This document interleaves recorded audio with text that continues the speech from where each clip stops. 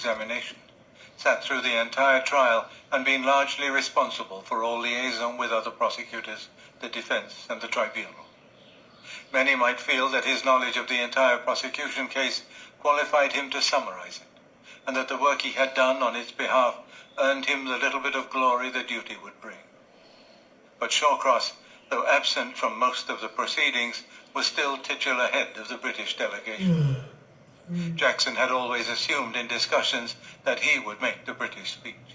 And British barristers are accustomed to toiling in the vineyard in the heat of the day, then standing back to allow the leading to pick the harvest. For this case, the British lawyers had been under instructions from Maxwell Fyfe since early March to collect material for the final speech and to write drafts on individual defendants immediately after dealing with them in court, while their minds were still fresh. From late April, Phillimore had been collating their material.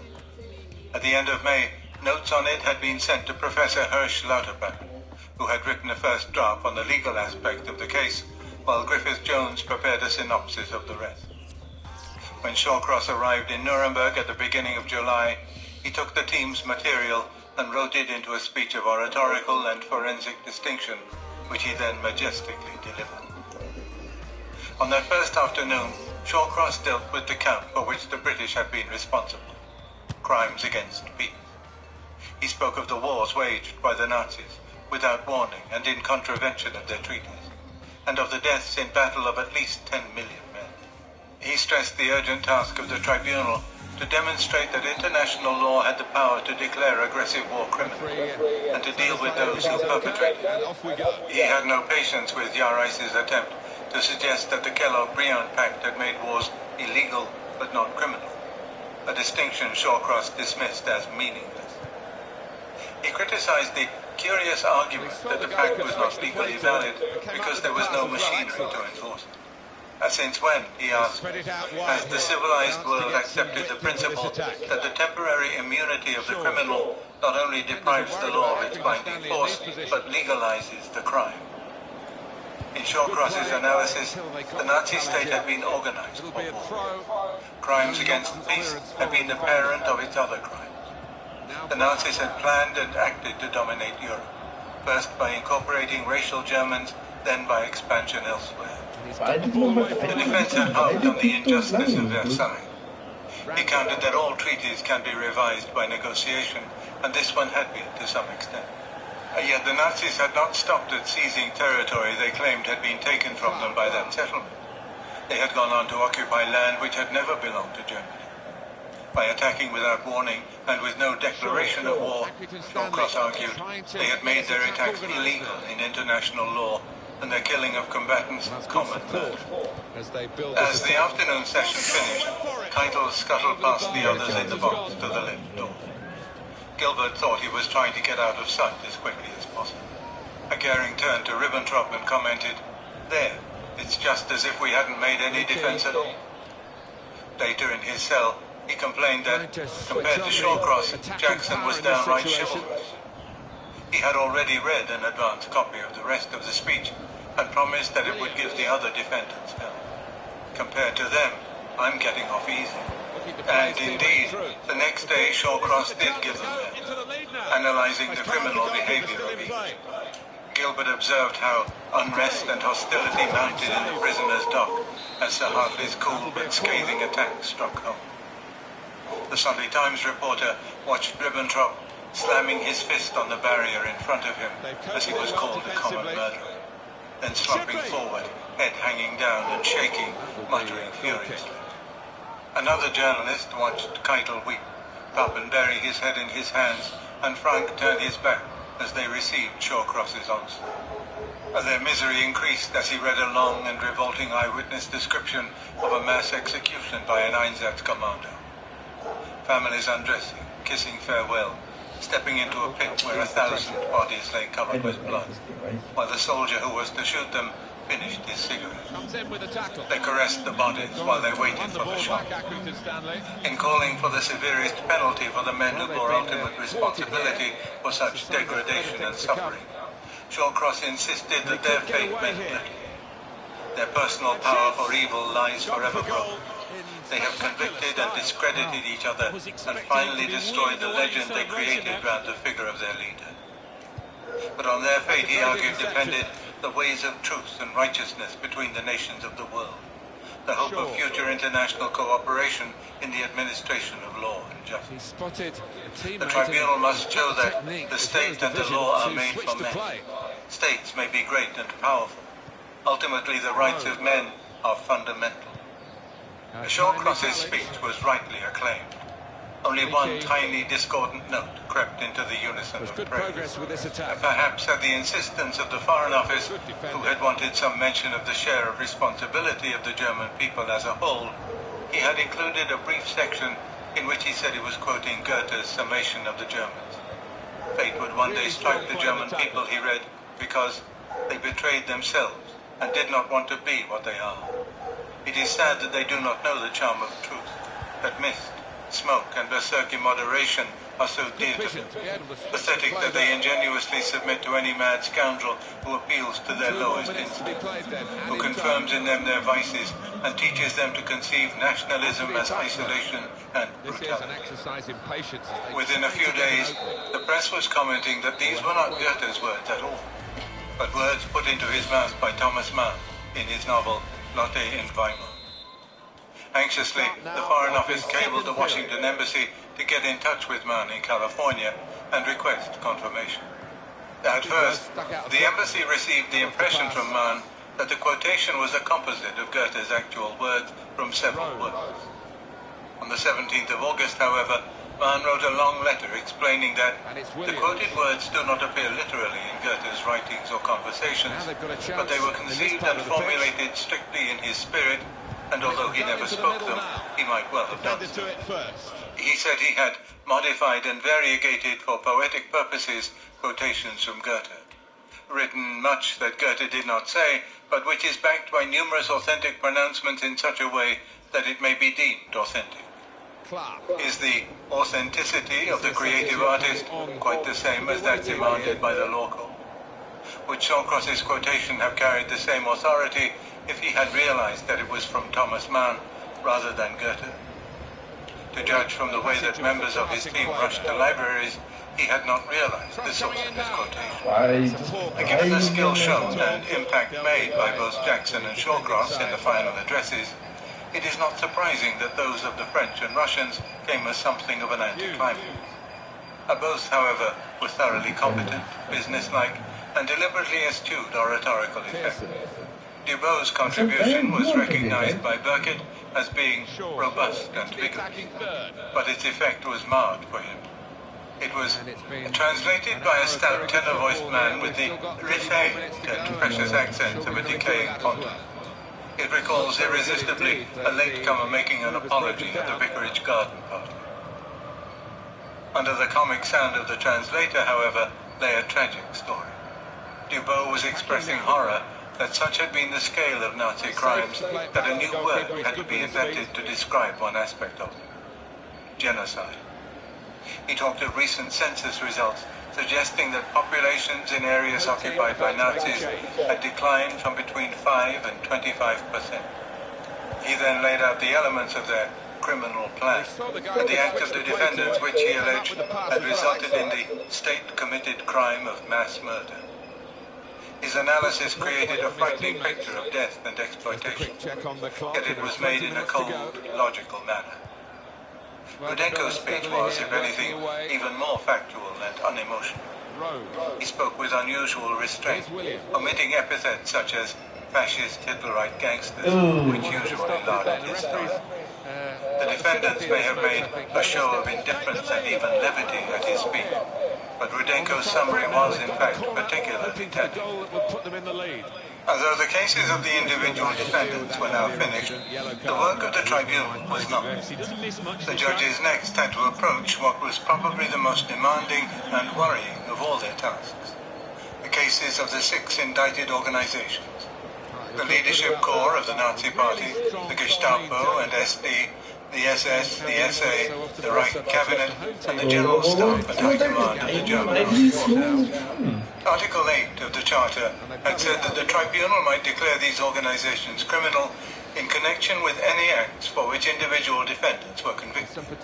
Armed with such a declaration, other courts could bring members to trial and rule out pleas of the innocence of the organization. Literally millions of people might be affected. The membership of the Reich cabinet had totaled only 48 during the whole history of the Nazi regime. But hundreds of thousands were involved in the Gestapo, SD, and SS, while membership of the leadership corps and the SA in its prime were each reckoned as high as 2 million. Furthermore, Robert Kempner had pointed out to Jackson in January that in every family there is likely to be at least one SA or SS member. This is critical where that member is head of the family and provides for it. The families of interned members of organizations were pressing the new German political leaders to protest against their indictment. The politicians in turn were expressing the fear that if members were declared criminal and held in confinement, it would be impossible to staff a new civil administration in Germany. Germans inevitably feared that declarations against the organizations would automatically criminalize all their members and offer no chance for individuals to clear their name. The Allied authorities, on the other hand, were faced with the problem of whether it would ever be possible to try even those against whom there was substantial evidence of crimes committed. Such practical and political anxieties sprang directly from a profound legal problem that had been born with the very idea of indicting the organization. And there had been sharp criticism of Bernay's original suggestions. See Chapter 4. The risk of blanket condemnation and guilt by association had shocked many. Criticism had been even more intense at the London Conference. See Chapter 5. It surfaced again while the indictment was drawn up. See Chapter 6. Yet at each stage, the convenience and the logical symmetry of the idea, and American enthusiasm for it, had allayed doubts about its legality and practicality. They had not been eradicated, however, merely set aside. As a result, the Charter contained no definition of a criminal organization, nor did the indictment, and in the 5 pages it devoted to them gave no details at all of the nature of the prosecution case. Everything had been left to the tribunal.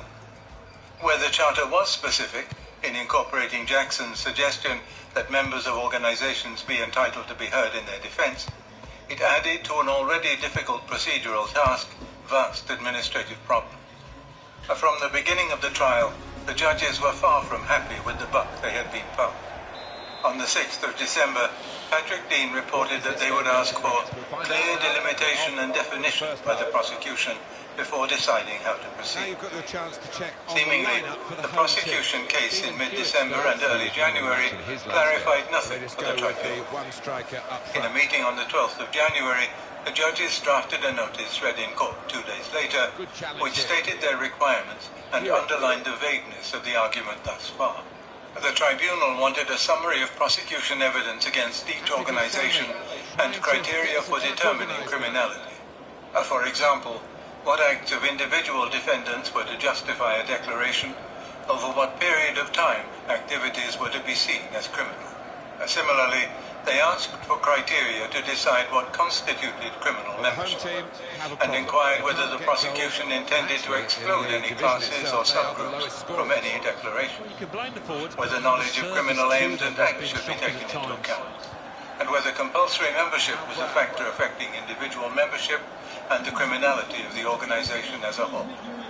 They invited argument by defense and prosecution counsel on the whole problem.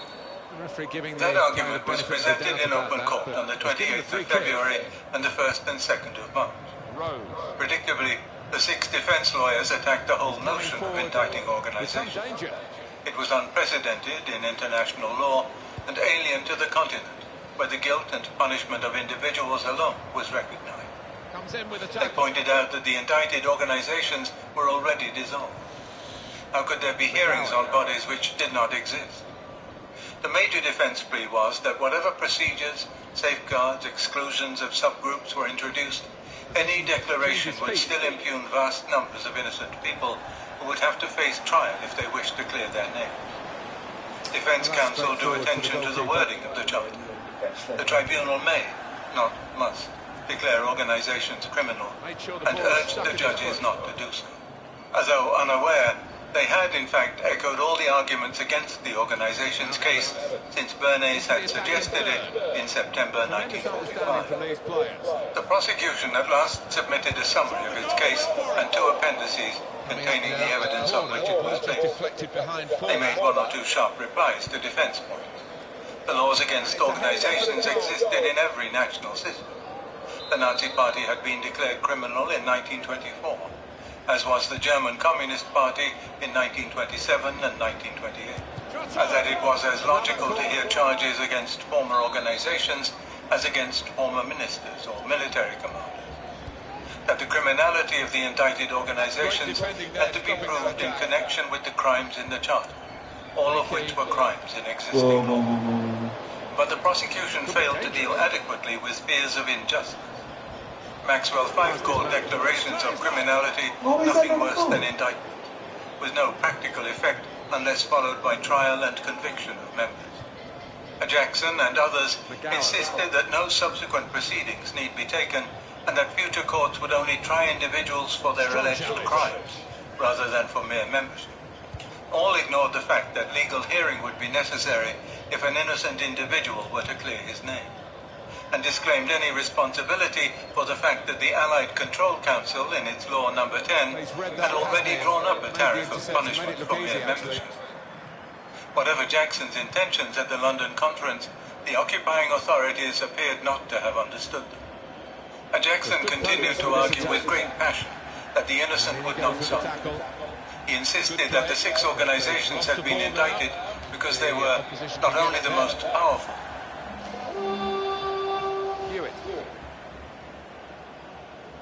powerful, but the most vicious in Nazi Germany, and had members who were mainly active, volunteer, and criminal, unlike the Hitler Youth, civil service, or armed services, which had held few criminal elements only.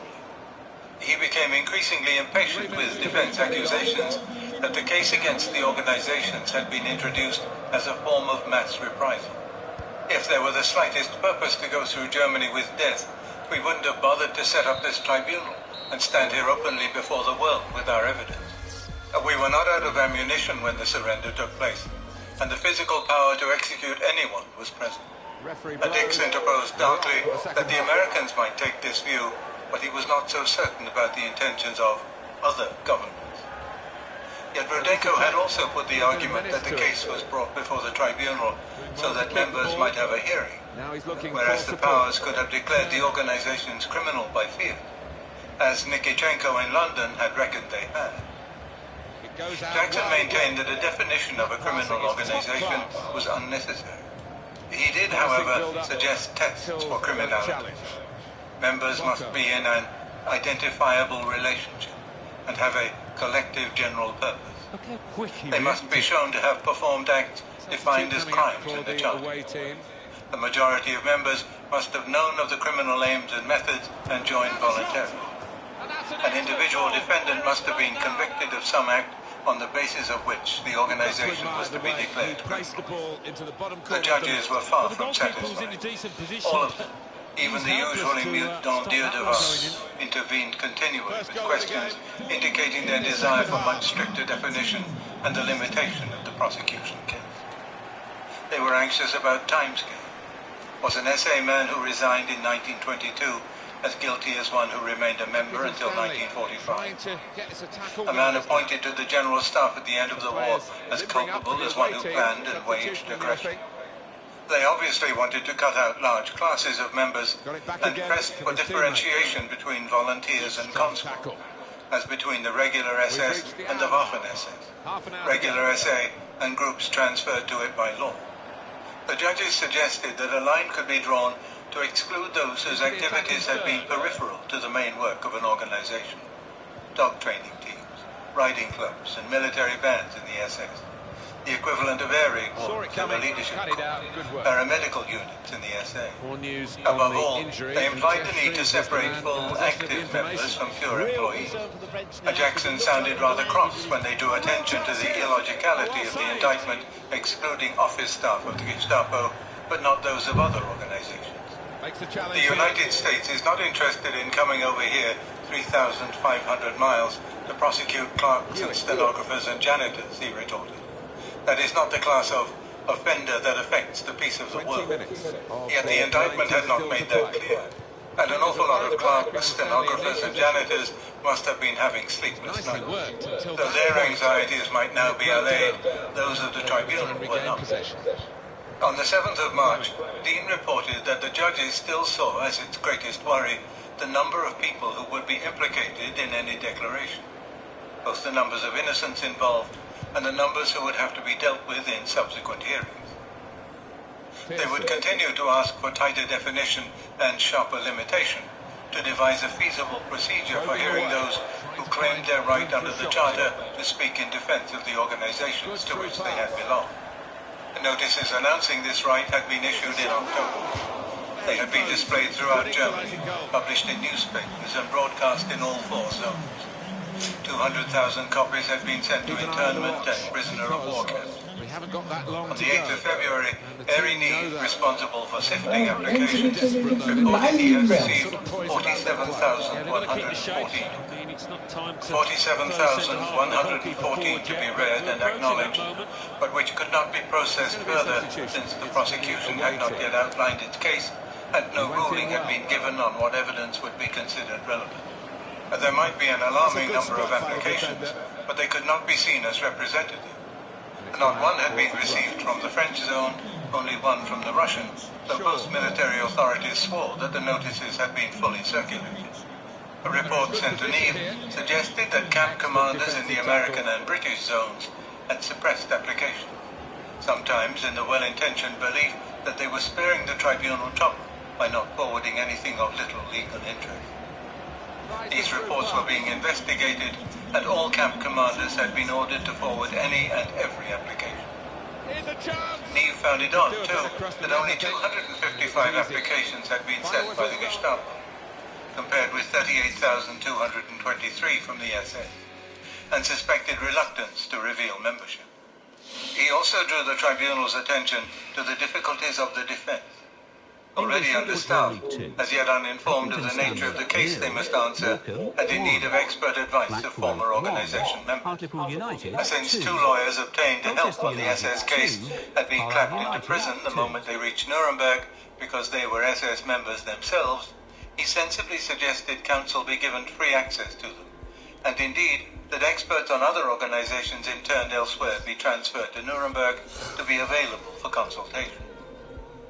During the 3-day argument in court on the legal aspects of the case, defense counsel had raised other complaints and incidentally revealed their suspicions of Allied motives. They thought the notification of the right to apply for a hearing had not been received by many because of the shortage of newspapers and radio sets, the lack of an interzonal post, or any postal service at all with Austria, where many former members were interned. They criticized the notice itself for being 3 pages long, couched in technical language incomprehensible to the layman, and neither explaining what charges the organizations faced, nor assuring members they would be legally represented. They were suspicious too that now, in February, they were still waiting for the delivery of applications known to have been drawn up in November, and affidavits they had themselves supervised before prison. They made it clear they believed that camp commanders were being deliberately obstructed. Spot checks by the General Secretary's staff and prosecutors, however, suggested that most of them were doing their best, but like everyone else at this stage, were bewildered about what was required, ill-informed about their prisoners' rights, and overwhelmed by the volumes of application. By this stage, the judges might well have agreed with various Foreign Office comments on Nive's report that the legal and practical problems of the organization's case were insoluble. And in view of the political repercussions, there is much to be said for dropping this part of the indictment altogether. Yet they must have felt bound by the Charter to consider declaration, and aware that the defense should be given a hearing since the prosecution had already had one. They now set about devising machinery to reduce the case to manageable proportions. On the 12th of March, they held what Biddle described as a long and fatiguing session. For 3.5 hours, they discussed suggestions made by counsels from both sides and by Nive, then outlined a scheme to break the procedural logjam. They decided that the defense would be asked to give evidence on what notorious and criminal aspects of each organization and whether its members were voluntary, had knowledge of its aims and deeds, and had been involved in them. Defense counsel were to be enabled to visit camps to interview potential witnesses, escorted by officers to ensure entry and the cooperation of the authorities. 80 were actually visited by the end of July. The witnesses chosen by the defense and the affidavits they received would be examined before a commission which would sieve out those most representative of any organization. These would finally be sent to the tribunal for consideration. Harry Neve was appointed commissioner and given permission to create assistants if necessary. Neve was given a very free hand in running the commission. On the 17th of April, the tribunal accepted his rules for hearing evidence, and in coming weeks they approved his choice of 4 assistants, one from each national team. He set about a task at which others might have quailed with efficiency, common sense, and a certain sardonic relish. One suspects that a very junior barrister enjoyed playing judge. The commission began work in its own courtroom in the Palace of Justice on the 20th of May. Such was the pressure of work and complaint from all sides of slow progress that it split into 2 on the 13th of June. By the 3rd of August, when its job was finished, it had received 110,000 applications to be heard, most individual, some collective. From these applicants, 603 were brought to Nuremberg, either for consultation or consideration as witnesses. 101 were finally heard by the Commission. Attorneys were prevailed upon to send collective affidavits, and by the beginning of August, 313,213 had been received. To this mountain, another 1,809 were added, which had been taken from would-be witnesses not chosen for hearing. 90 affidavits were ultimately submitted in full to the tribunal. The rest were summarized by counsel or by prisoners in Nuremberg jail who had legal qualifications.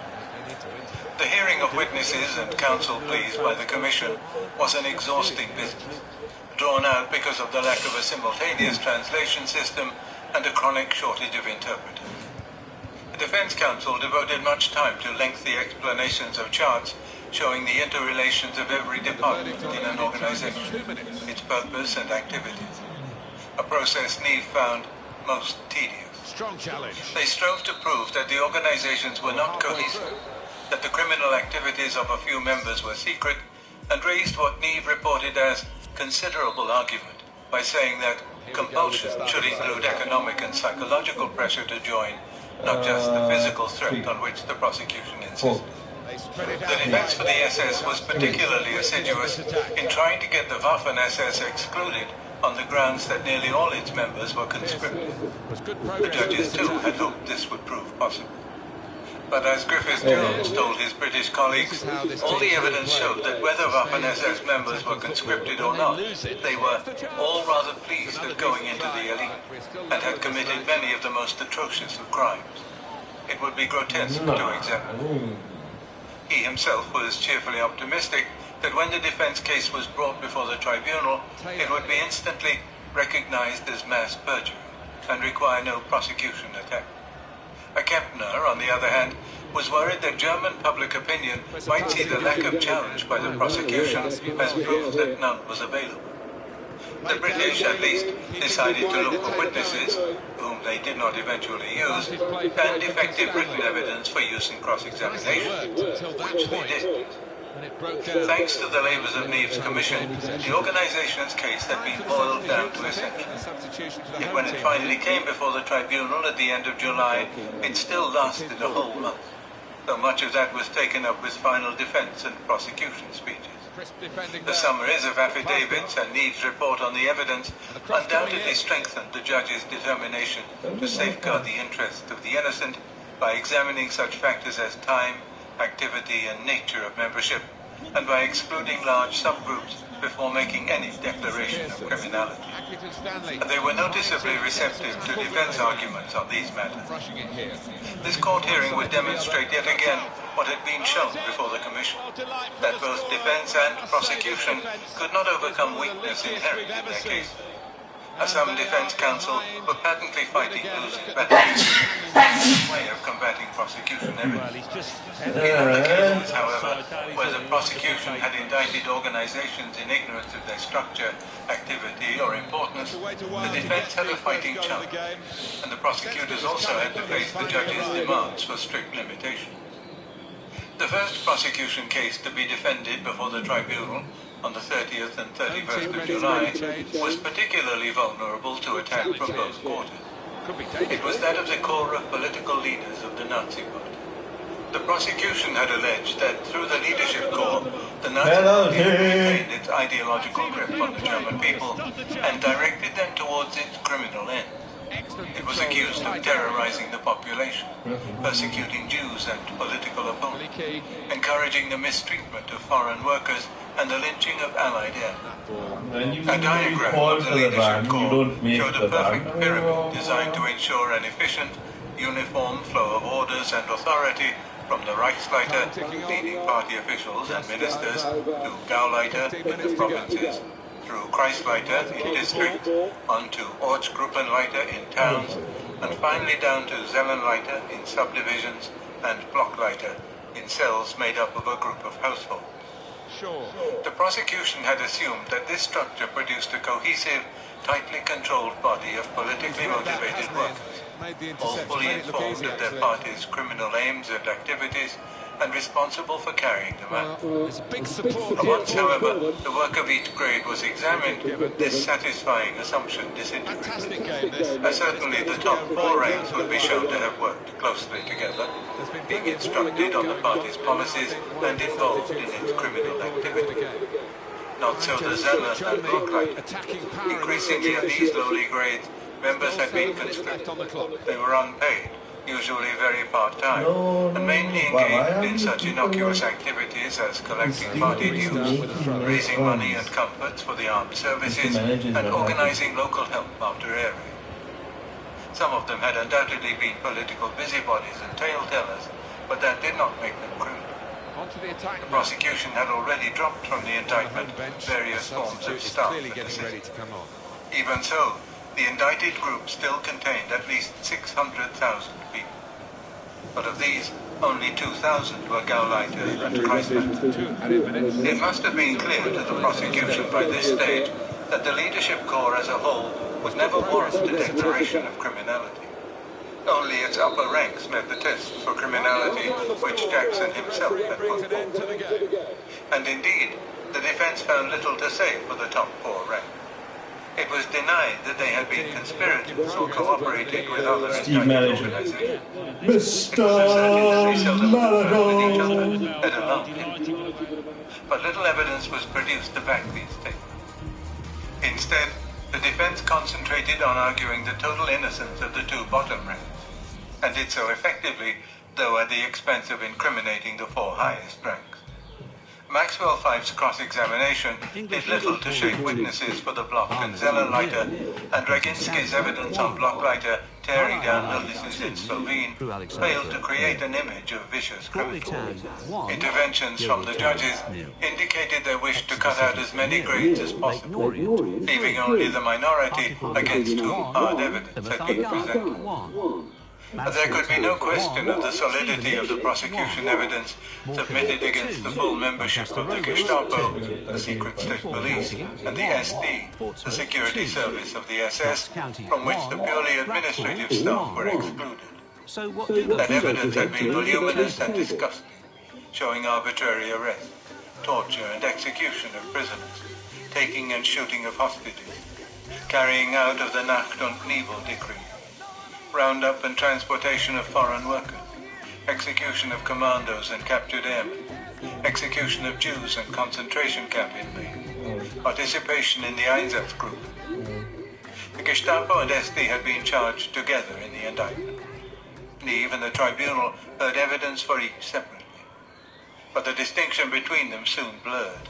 Their work often overlapped. They were trained together. They often wore the same uniform or SD patches.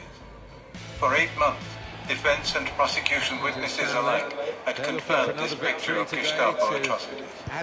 All the defense could do was to present the Gestapo as nothing more than a secret police force of the kind existing in many countries, working within the law and with a high proportion of members drafted from other branches of the police. The SD as a political intelligence agency, scarcely distinguishable from the Gallup poll. They denied any cooperation with the SS, with whom they had been jointly administered since 1939. Witnesses blamed every crime they could on the SS. When that failed, the Gestapo blamed the SD and vice versa. And should that be challenged, they resorted to pleas of personal innocence on the lines of, I never heard of Eichmann. I never read reports on the Einsatz group. I protested about shooting hostages, torture and lynching. It was all abject and totally unpersuasive, and indeed made a bad case worse. But they were not denying that colleagues had condoned and committed crimes. The only sign of hope that the Gestapo council could spot came from the judge's questions, which suggested an attempt to widen the group who might be seen as office staff only.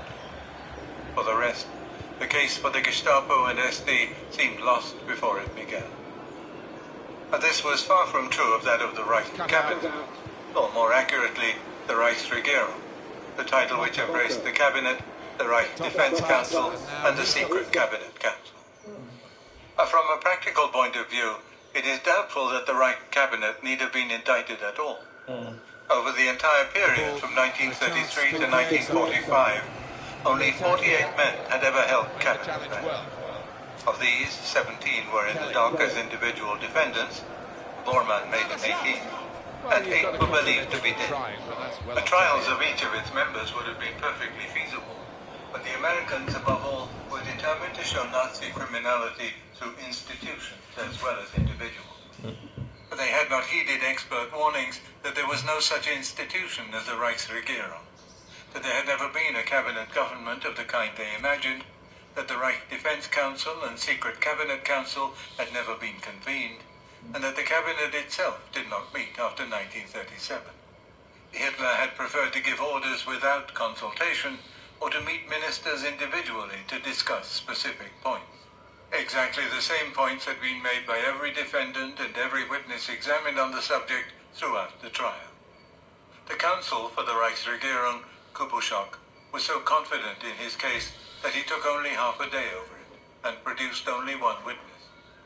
Dr. Schellenberg, once of the Ministry of Justice, added to the defense the claim that ministers were forbidden to resign, that many functions, normally ministerial, were taken over by Gauleiter and Reich commissioners.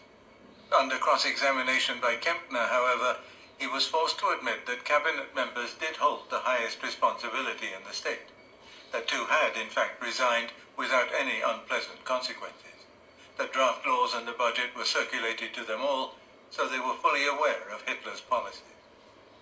The admissions had dented the defense case. I think that's pretty...